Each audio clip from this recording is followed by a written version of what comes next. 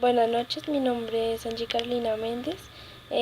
Voy a hacer una exposición sobre el artículo del litio, los 50 años de la historia en el tratamiento del trastorno bipolar.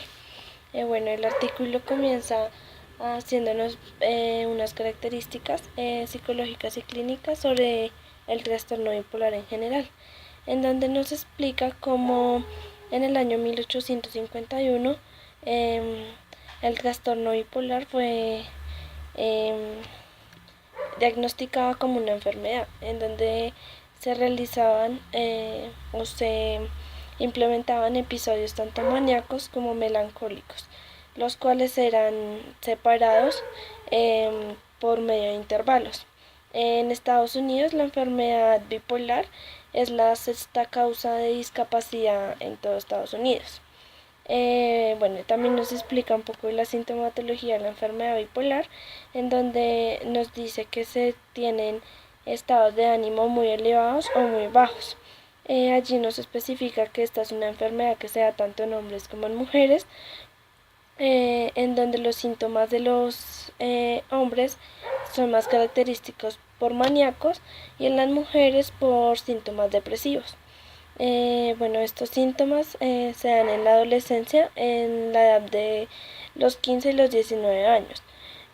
Son los más propensos a realizar em, tratamientos con litios. Em, no sé, para este trastorno no se ha identificado una personalidad específica que pueda diagnosticarlo.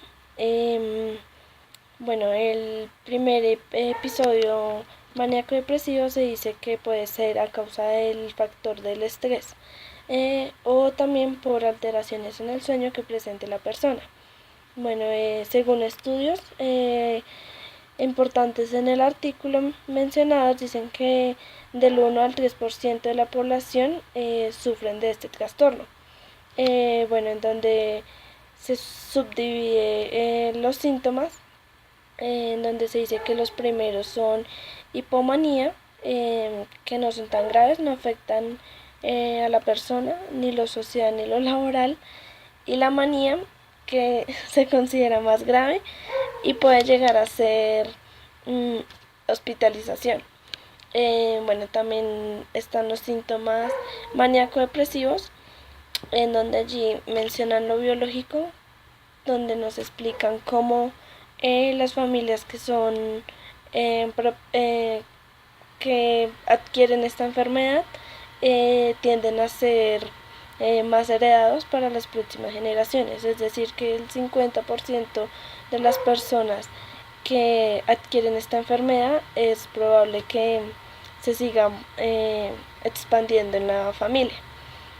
En cuanto a los síntomas, entonces se dice que los síntomas maníacos son el incremento de la energía física, la actividad, eh, el optimismo, muchas veces se lleva a la irritabilidad, eh, se genera un incremento de libido y un bajo nivel de sueño. Esto puede llevar a la agresividad de las personas. También se pueden llegar a tener pensamientos o delirios y alucinaciones. En cuanto a los síntomas depresivos, se dice que se presentan tristezas, muchas veces llantos que no tienen como justificación, son llantos, episodios de llantos, cambios en el apetito, en el sueño. Estas personas son pesimistas y generan una culpa y una irritabilidad. En estas personas muchas veces se puede llegar a dar la muerte y pensamientos de suicidio.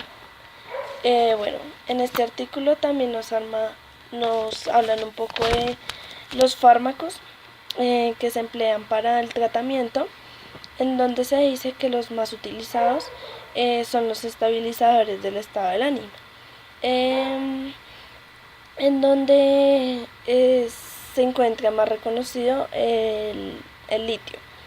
Eh, bueno,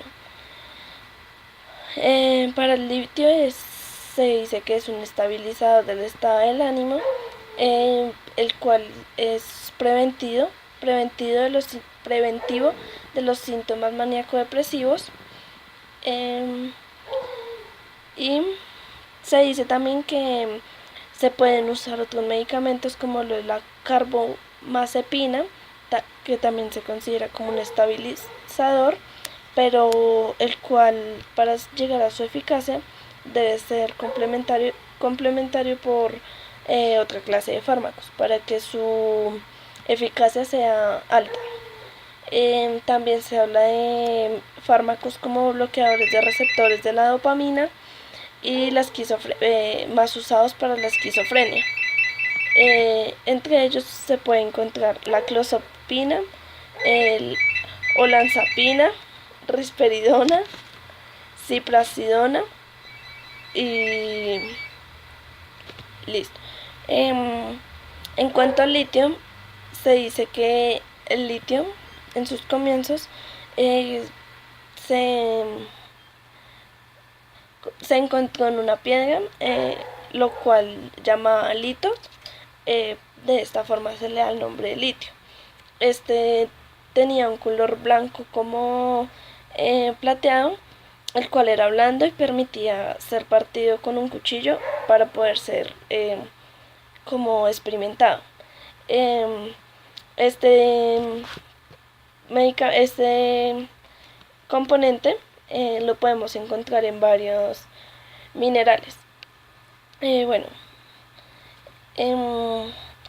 en principio el litio fue utilizado en varios tratamientos, ya que se encontró que disolvía los cálculos que se encontraban en los riñones y también servía para disminuir los depósitos de urato de los cartílagos.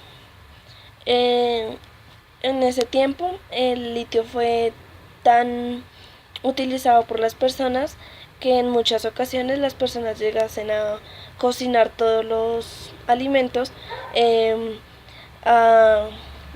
bajo la cocción del litio.